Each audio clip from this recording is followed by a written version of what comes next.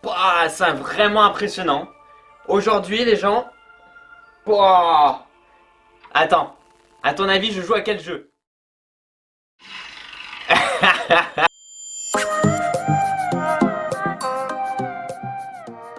Coucou tout le monde, c'est Christo. Aujourd'hui je vais donc te présenter un casque à réalité virtuelle qui se nomme l'Oculus Quest. Le produit est donc sorti le 21 mai 2019, sachant qu'il y a aussi pas mal de mises à jour au niveau de l'Oculus, ce qui est plutôt cool, et aussi au niveau des jeux, puisque ça montre que c'est toujours en évolution et que les petites mises à jour ça fait toujours plaisir. Donc deux versions, la version 64 Go c'est ce que je te présente aujourd'hui, et la version 128 Go.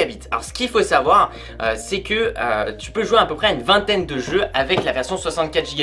J'ai regardé juste avant, et globalement un jeu ça prend 2, 3, 4 Go, voire pas plus, voire 700, 800 MO.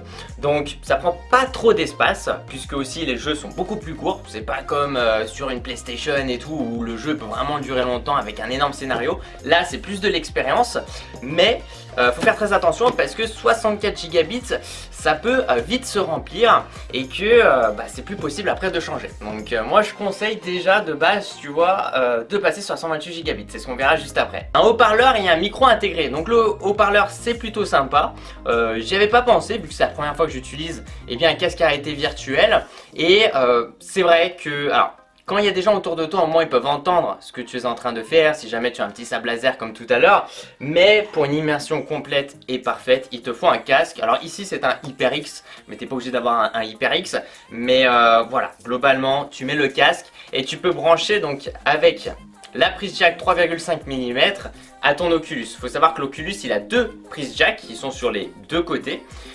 Une pour toi si jamais tu souhaites mettre un casque, et une autre si jamais tu es avec des potes et tout, et qu'eux ils souhaitent aussi entendre et aussi voir, mais ça sera via une autre façon, ce que tu es en train de faire, ou écouter ce que tu es en train de faire, l'autre port jack servira à ça. Une autonomie environ de 2 heures pour du jeu vidéo et de 3 heures pour des vidéos en 360. Vidéo en 360, j'ai testé et j'ai été très impressionné. Tu peux te retrouver dans d'autres pays en fait et découvrir limite, c'est comme si tu étais en temps réel entre guillemets, en pleine réalité virtuelle quelque part.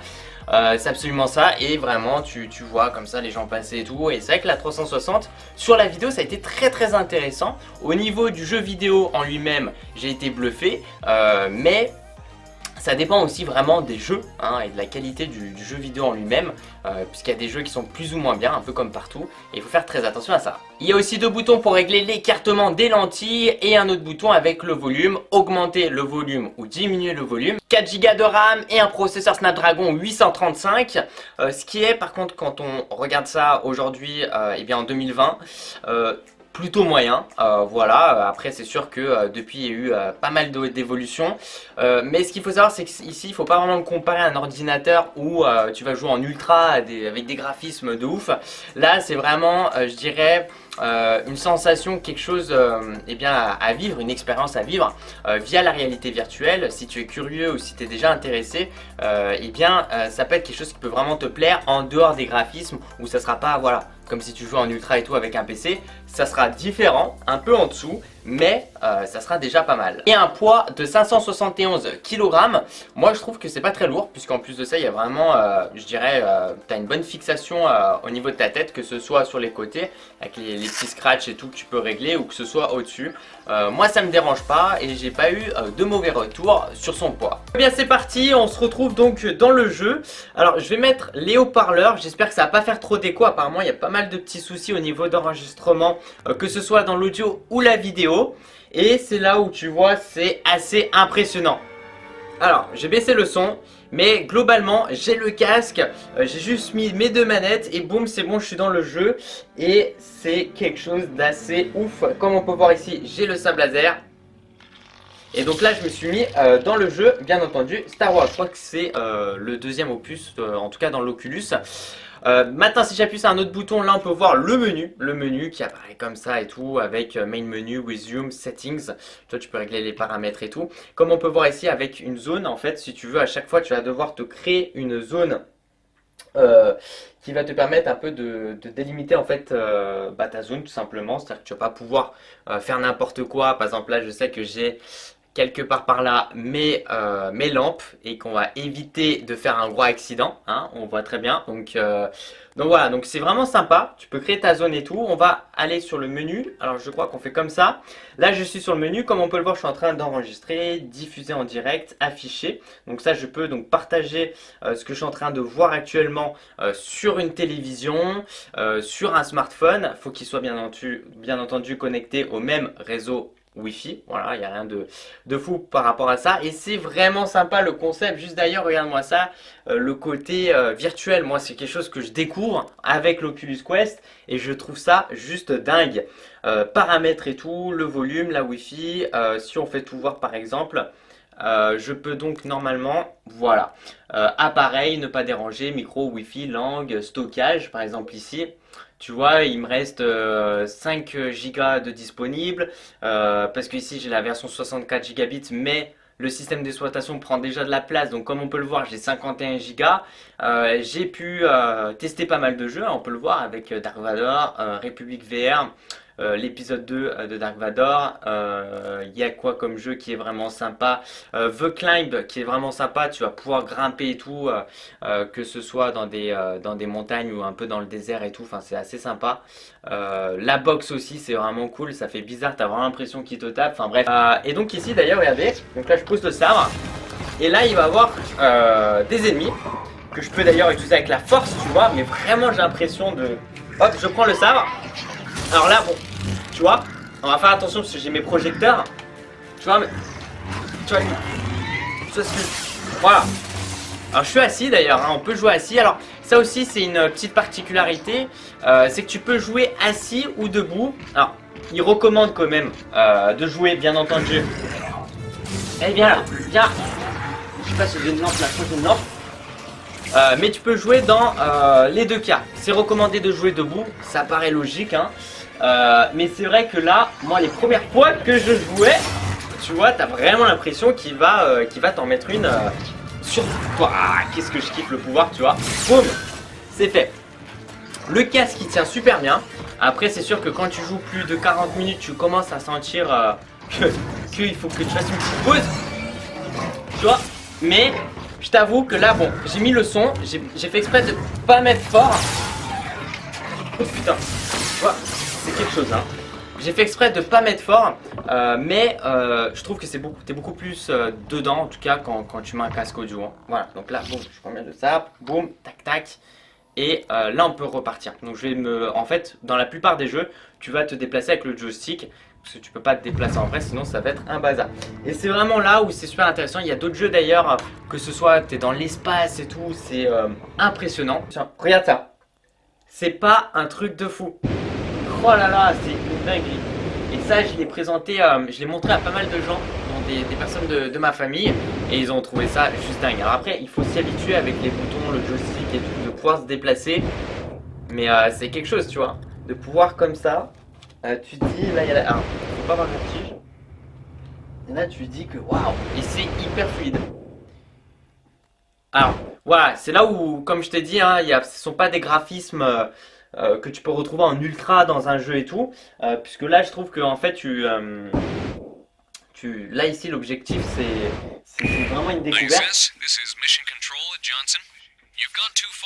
Oh là là.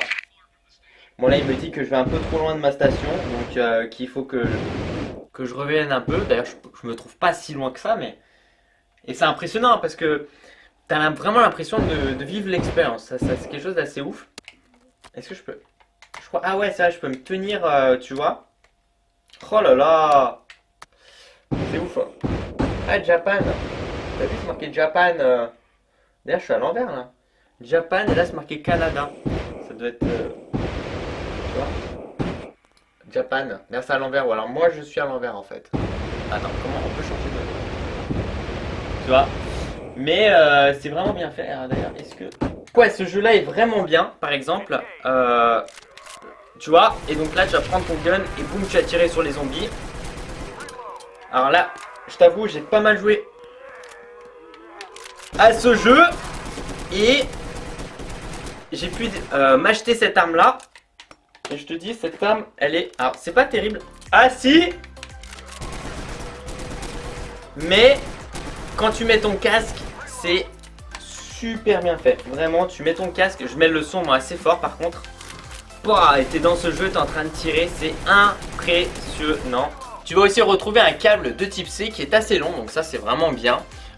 Donc de type C des deux côtés, c'est très important. Donc un côté tu vas le relier à un chargeur secteur, hop tu le branches dans une prise murale et c'est bon. Tu vas aussi retrouver des notices et un porteur de lunettes. Faire très attention avec le porteur de lunettes puisque je le trouve très fragile. Tu as une petite tige comme ça en plastique et je trouve que ça peut se casser très facilement. Au niveau du prix du produit, la version 64 Go est à 449 € et la version 128 Go est à 549 €. 450, 550 € pour faire simple.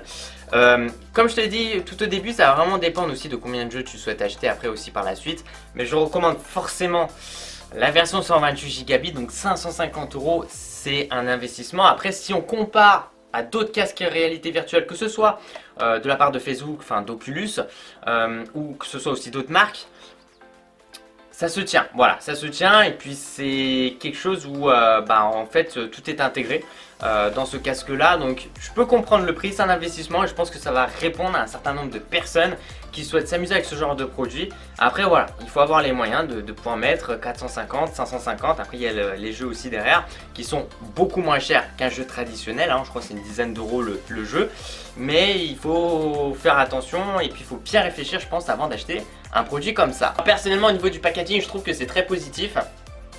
Puisque alors c'est très compact mais surtout ça prend pas beaucoup de place et j'ai pu la mettre très facilement dans ma valise et puis l'emmener que ce soit chez mes parents, mes grands-parents, voire des amis pour qu'on puisse tester aussi ensemble le produit que je trouve d'ailleurs assez innovant, hein, vraiment les gens ils ont été très curieux et tout, ils ont dit ah ouais c'est vrai t'as juste besoin en fait de l'Oculus en lui-même et de tes deux manettes et boum c'est bon tu peux te faire une session en réalité virtuelle.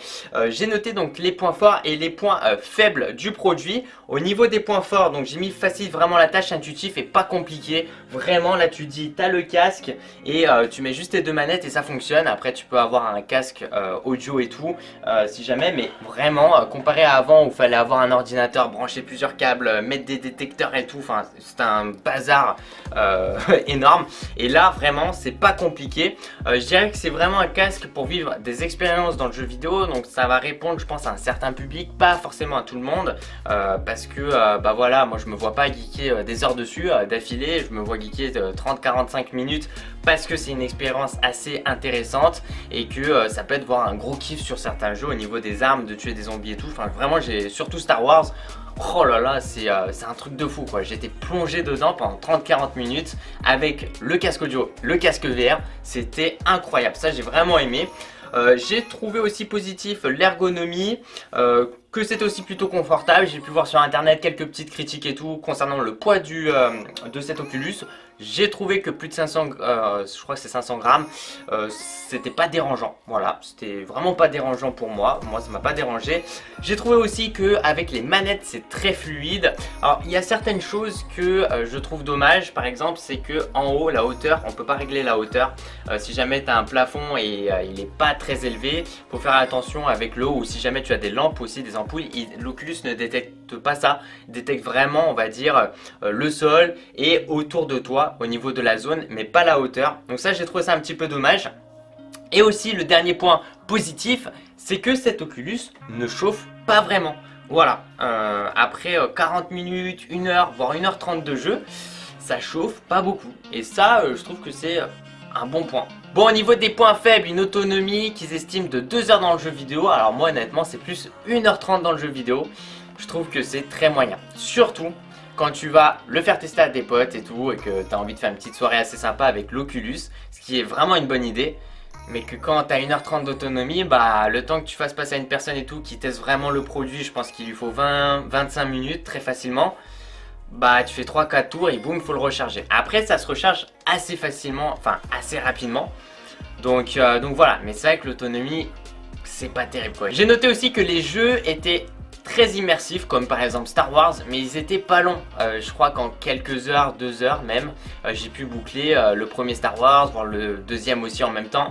Donc ce sont vraiment des jeux pour tester la réalité virtuelle, mais c'est pas des jeux comme tu peux avoir sur des consoles, sur PlayStation, sur Xbox, sur même PC, Red Dead Redemption et tout. C'est pas du tout ça, hein. C'est pas du tout avec un énorme scénario, une énorme histoire et tu peux jouer des heures sur le même jeu.